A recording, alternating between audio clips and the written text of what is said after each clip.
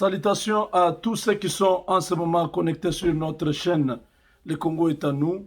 Merci de nous faire confiance dans vos pays, partout où vous nous suivez. Nous sommes ensemble pour cette grande victoire qui se profile à l'horizon.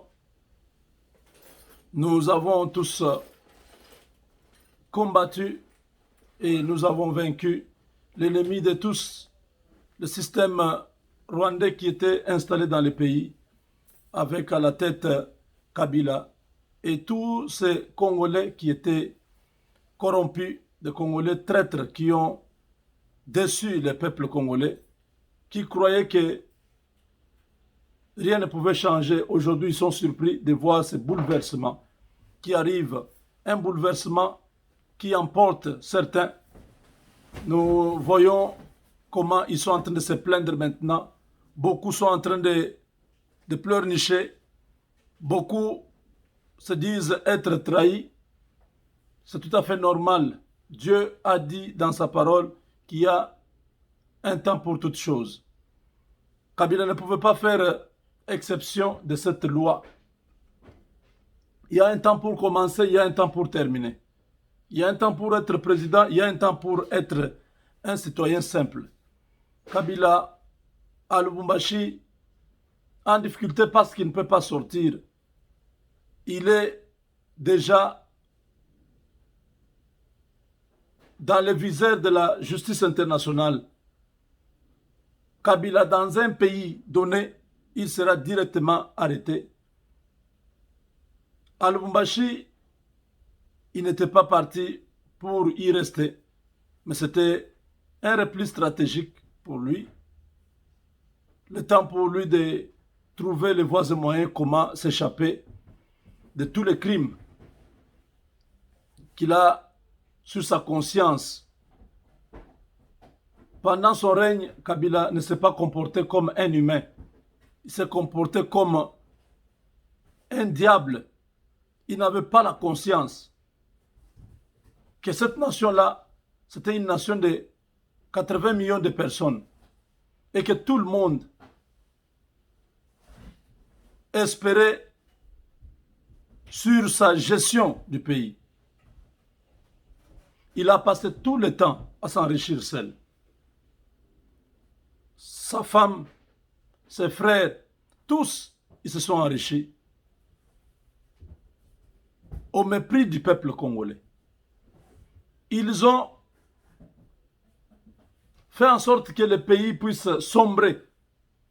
Petit à petit, nous avons constaté que la Gécamine, la MIBA, l'ONATRA, la SNCC, toutes ces grandes entreprises, la SNEL, la Régie des eaux, toutes ces grandes entreprises ont été abandonnées complètement.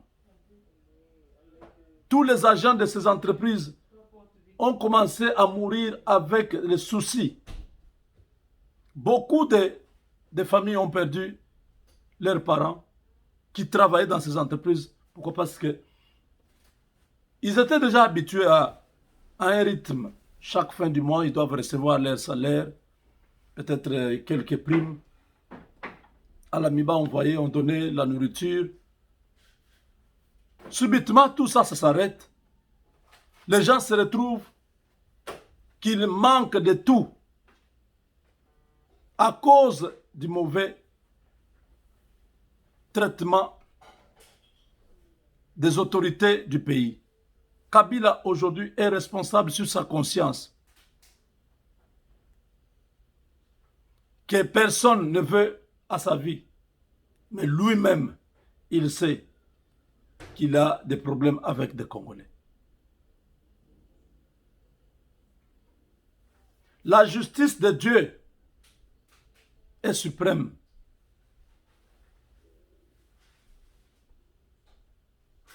Il a corrompu la communauté internationale pendant toutes ces années. Il avait le soutien à gauche, à droite. Quand les crimes étaient commis en RDC, personne ne pouvait le condamner. On a arrêté d'autres personnes. Jean-Pierre Bemba est allé en prison. Il y a plusieurs Congolais qui ont été aussi arrêtés. Il y a les Rwandais, Bosco Tanganda. Il y a beaucoup de gens qui ont été arrêtés. Mais Kabila, qui était la base même de l'opération, était toujours protégé. C'est aujourd'hui qu'il comprend qu'on attendait la fin de son règne pour l'arrêter aussi. Et effectivement, la Cour pénale internationale, pour la deuxième fois cette année, a envoyé une délégation qui séjourne à Kinshasa. La vie de cet homme est déjà entre les mains de la communauté internationale. Félix Tshisekedi n'a rien à voir avec l'avenir de Kabila. Félix Tshisekedi a voulu protéger cet homme. Il a voulu lui montrer la bonne foi. J'ai eu mal ce jour-là quand Félix parlait. Dans son discours, il dit « J'ai accepté les humiliations ». Vous imaginez un président d'un grand pays comme le Congo, dans le discours que le monde entier suit, il dit « Nous avons toléré les humiliations ». Cela veut dire quoi? Félix a accepté l'inacceptable. Des choses qui se sont passées pendant ces 2 années, si c'était avec Kabila, beaucoup de ces gens seraient déjà morts, tués. Les députés qui se moquaient du président, qui le qualifiaient de tous les mots, les sénateurs qui faisaient ce qu'ils voulaient, qui boudaient le président, qui ont refusé même de venir à la prestation de serment, des ministres qui manquaient du respect au président de la République. Le président signe une ordonnance, des ministres qui refusent d'obéir. Félix Tshisekedi a supporté ça. Si c'était avec Kabila, il aurait déjà fait assassiner tous ces gens-là. Les Samba Kaputo, les Katumba Mwanke sont morts comme ça. C'était ses proches. C'était des hommes de main. Tshisekedi a accepté. Mais maintenant, non seulement ces humiliations, mais Kabila est allé jusqu'au point de penser assassiner Félix Tshisekedi avec du poison, un assassinat avec un groupe de mercenaires. Le couvre-feu de Kinshasa, c'est un couvre-feu pour traquer tous les mercenaires, tous les militaires qui sont à Kinshasa, qui voulaient attaquer la ville. Pourquoi le couvre-feu n'est pas à Goma? Pourquoi elle n'est pas à Lubumbashi? Bas Congo juste à côté. Pourquoi il n'y a pas le couvre-feu? Au Bandundu, il n'y a pas le couvre-feu. Le couvre-feu de la capitale, ce n'est pas pour Covid. Parce que c'est Covid, alors même la journée, il faut que les gens restent à la maison, que personne ne sorte. Parce que comment les gens vont sortir la journée? Et la nuit, Covid va les attraper. Ça n'a aucun sens, n'est-ce pas? Le couvre-feu n'est pas pour Covid. Si c'est pour Covid, et la journée, et la nuit, les gens ne doivent pas se promener, ils doivent rester à la maison. La quarantaine, non, c'est ce qui s'est passé en France, partout, même aux États-Unis à un moment donné. Vous devez sortir seulement si vous avez une raison de survie. Actuellement, en Grande-Bretagne, il y a encore une autre souche de Covid qui est très dangereuse. Une souche très dangereuse. Mais tout ça, au Congo, les gens ne comprennent pas que c'est des raisons politiques, des raisons sécuritaires qui ont poussé les autorités à pouvoir renvoyer tout le monde à la maison à 21h. Comme ça, on va voir par quelle voie ces criminels viendront. Malheureusement pour eux, la plupart ont été arrêtés. Et bravo aux forces de l'ordre, à tous les pays amis qui soutiennent la politique du président Félix. Et bientôt, nous allons, le couvre-feu va prendre fin très bientôt, dès que tout revient en ordre. Je crois que tout va se décanter. Donc Kabila maintenant est un prisonnier qui doit répondre de tous les crimes. Les Américains soutiennent totalement Félix Tshisekedi. L'année prochaine, c'est le début de grandes actions américaines au Congo. La guerre de l'Est, d'ici le mois de mars, plus rien ne sera comme avant. Même les militaires que nous avons suivis, qui sont venus de l'Ouganda, sont les éléments ADF qui ont changé de zone d'opération. Déjà, il y a une opération pour les traquer.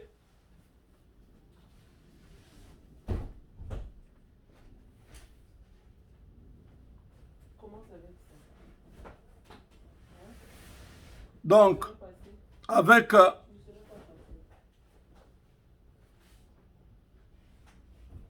la nouvelle configuration de la vie politique au Congo,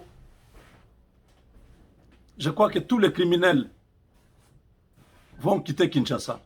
La plupart vont chercher à rentrer dans leur village pour aller se protéger. D'autres iront en exil parce que la justice va commencer son travail. Tout celui qui a un problème avec la justice, ce n'est pas avec Félix Tshisekedi, ce n'est pas Tshisekedi qu'ils ont affaire, mais à la justice. Lui-même avait déjà annoncé ça lors de ses sorties médiatiques à Londres, à Paris. Il avait dit, même la Cour pénale internationale pour le Congo, le tribunal pénal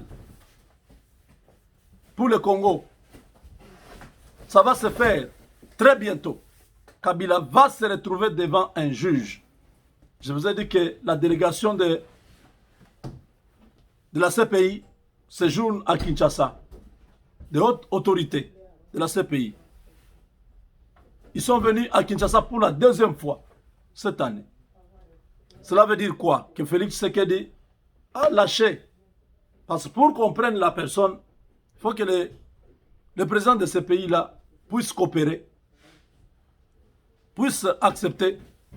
Nous avons vu il y a quelques années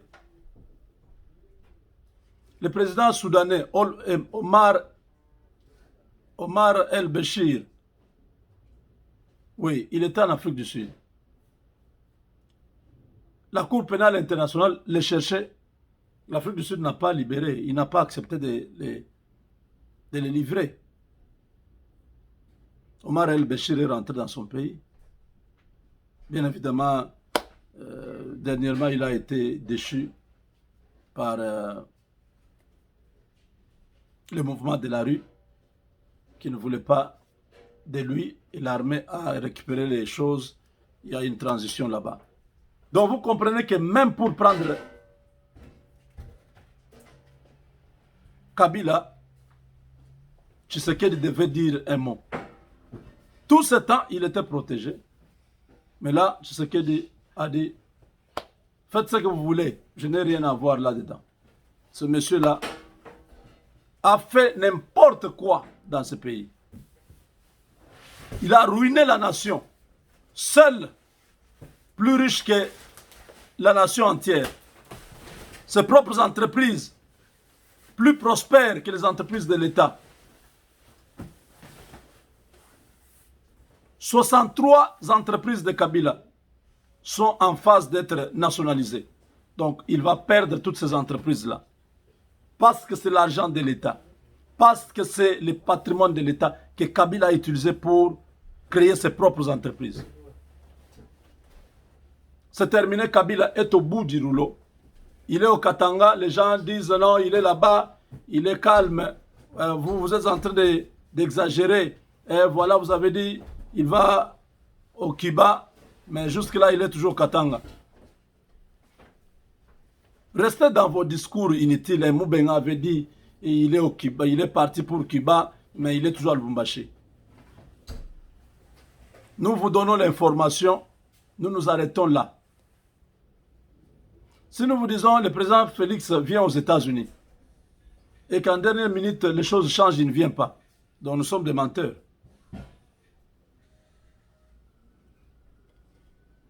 Parce que c'est nous qui contrôlons qui décide sur Kabila. Nous avons tous appris que l'ambassade de Kiba avait accordé un visa de longue durée à Kabila et à sa famille. Et Kabila avait déjà affrété un avion depuis l'aéroport Léomba du Gabon pour venir le chercher et partir. Olive Lembe est parti à Goma faire une diversion là-bas. Lui part au Lualaba pour qu'ils se rejoignent tous au Tanganyika et à partir de là qu'ils partent. On lui dit, tu ne pars nulle part. Déjà, vous avez vu comment il a souffert à Kinshasa pour quitter et aller à l'intérieur du pays.